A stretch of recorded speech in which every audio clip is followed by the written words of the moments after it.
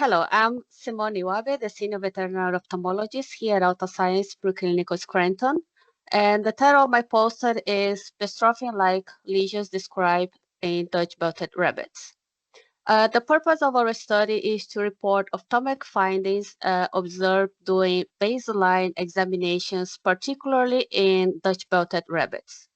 So for this study, a total of 10 animals, 8 males and 2 females with age ranging between 5 to 27 months were used.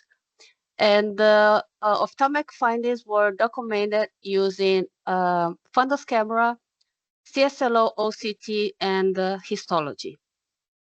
So from our results, from the 10 animals, 9 presented unilateral and 1 female presented bilateral single round pinkish lesions in the retina.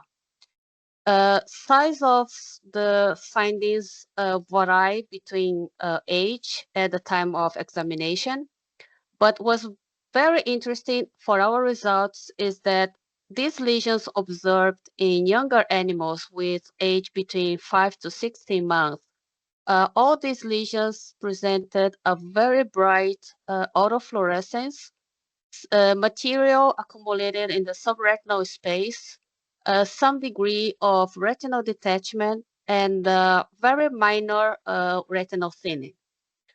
On the other hand, these lesions observed in older animals around 27 months of age, lesions didn't present so bright, actually very faint autofluorescence, minimal accumulation of material in the subretinal space, however, a very more evident retinal thinning. Histology corroborated our in vivo findings, showing thinning of the retinal layers and also accumulation of amphophilic material in the subretinal space.